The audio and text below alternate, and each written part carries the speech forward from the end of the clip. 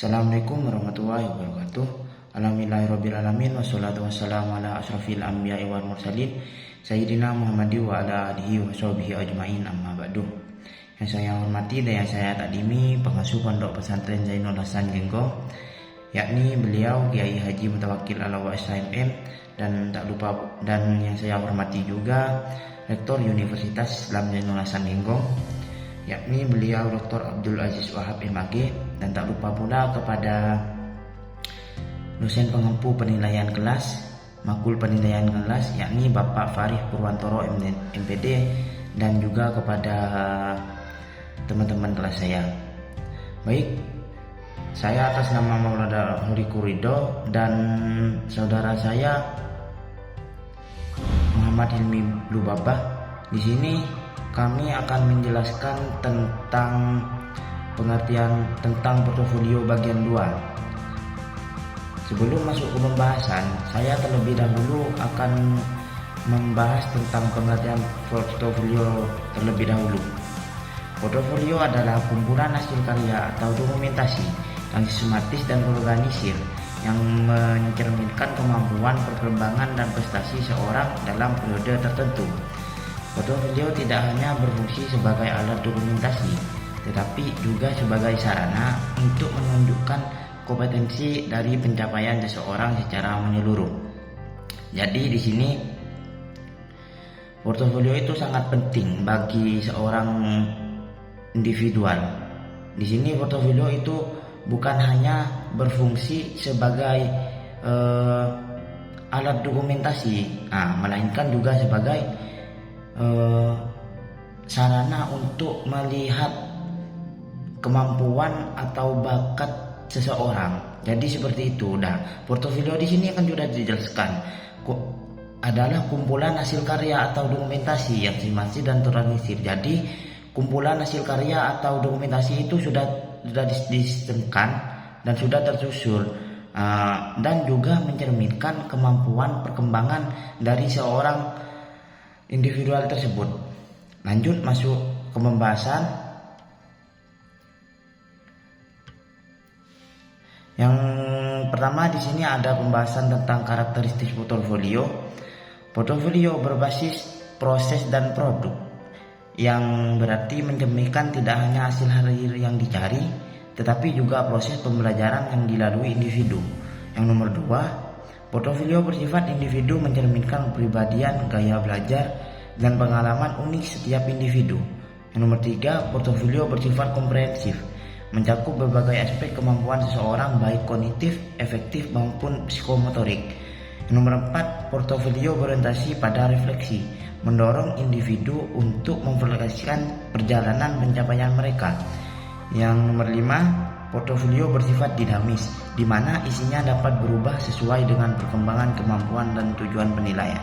Jadi, portofolio itu juga mempunyai karakteristik, yang mana karakteristik itu sudah disebutkan tadi. Yang pertama di sini ada portofolio berbasis proses dan produk, yang mana proses portofolio berbasis proses dan produk itu mencerminkan tidak hanya hasil akhir seorang siswa yang dilihat, melainkan juga prosesnya juga harus dilihat. Yang nomor 2 ada portofolio bersifat individual, yang mana portofolio individual ini sudah mencerminkan bagian seperti gaya belajar dan dari pengalaman unik setiap individu. Dan yang nomor 3 di sini ada portofolio bersifat komprehensif, yang mana juga mencakup ke semua berbagai aspek yang seseorang itu mempunyai, baik dari segi kognitif, efektif maupun psikomotorik. Nomor 4 di sini ada portofolio berorientasi pada refleksi, yang mana di sini pembahasan yang keempat ini yang mana itu harus mendorong seseorang individu itu untuk merefleksikan perjalanan dan pencapaian mereka. Yang terakhir di sini portofolio bersifat dinamis. Jadi di sini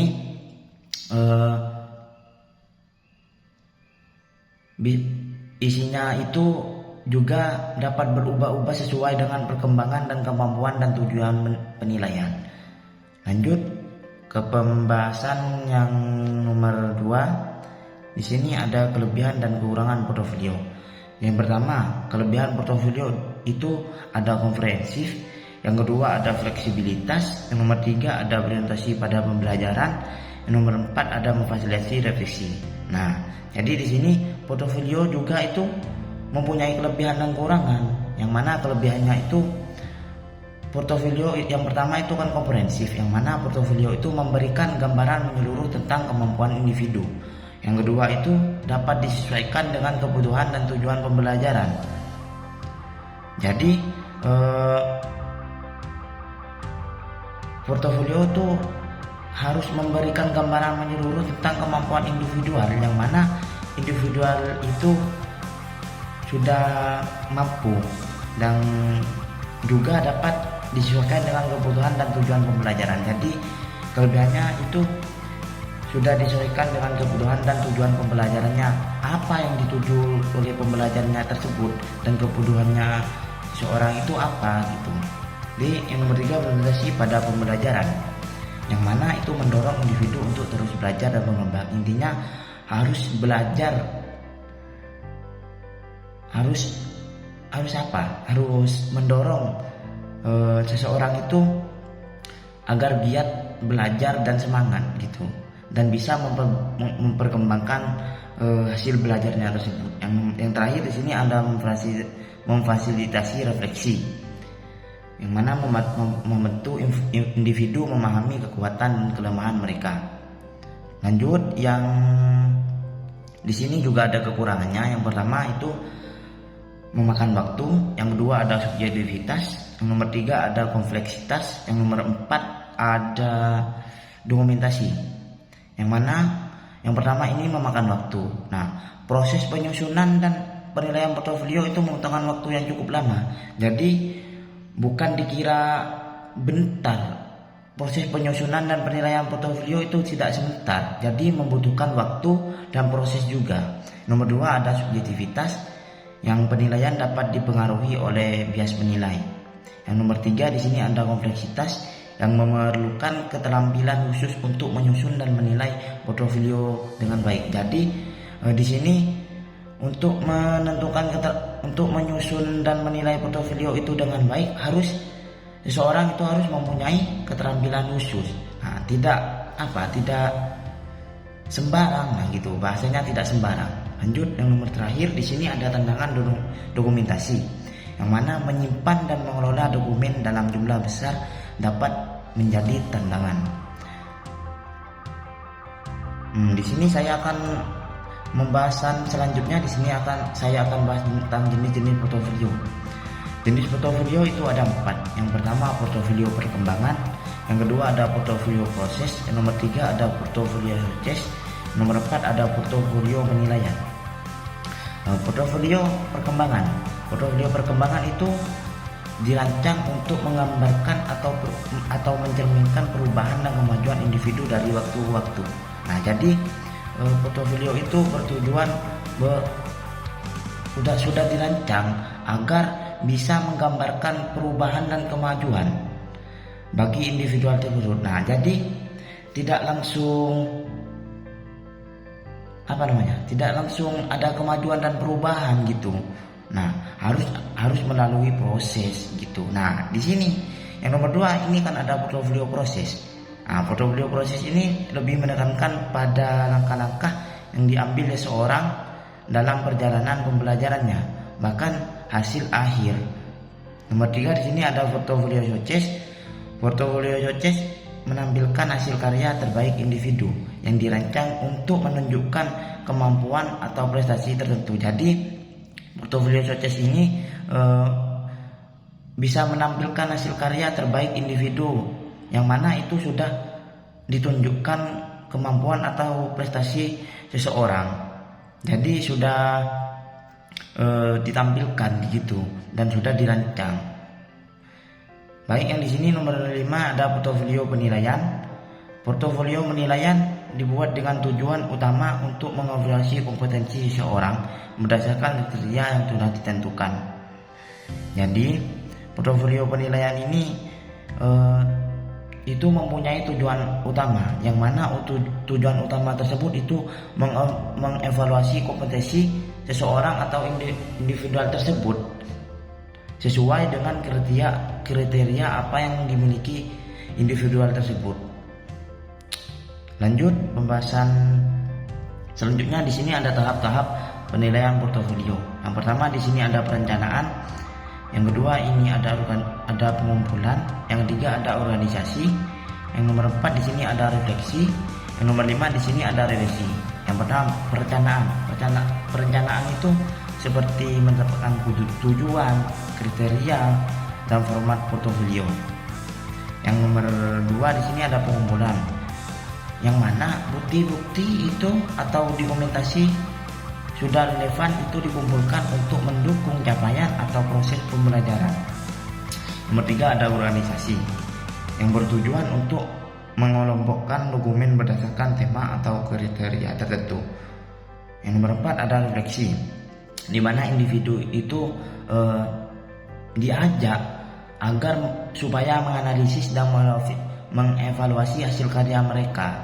Yang terakhir di sini ada revisi, yang mana itu memberikan kesempatan kepada individu untuk memperbaiki portofolio mereka sesuai dengan saran atau umpan balik yang diterima.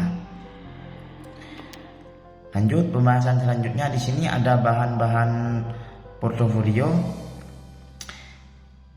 Yang pertama, bahan-bahan portofolio itu juga sangat penting bagi portofolio tersebut. Yang pertama di sini ada dokumen tertulis, itu seperti esai, laporan, dan jurnal.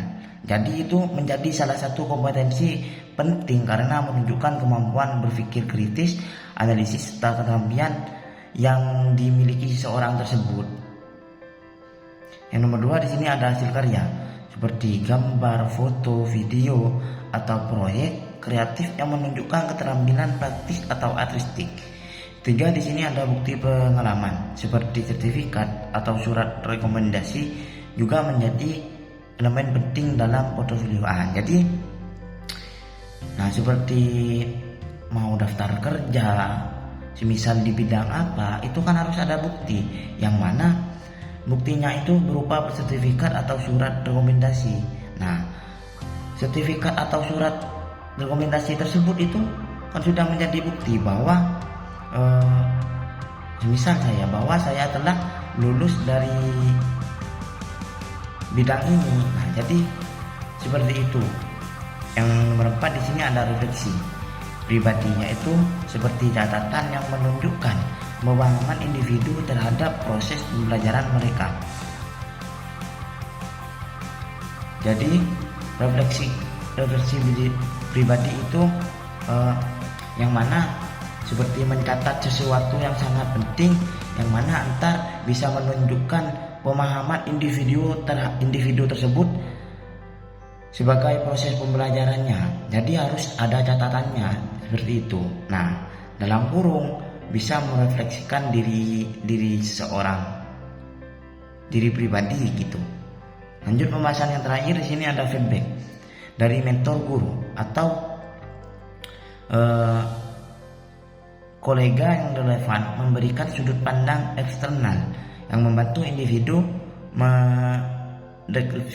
mengidentifikasi kekuatan dan area untuk pengembangan lebih lanjut. Cukup sekian dari kelompok kami, kelompok 13. Jika ada salah atau tutur kata atau penjelasan yang kurang jelas, mohon maaf sebesar-besarnya. Akhirul kalam. Assalamualaikum warahmatullahi wabarakatuh.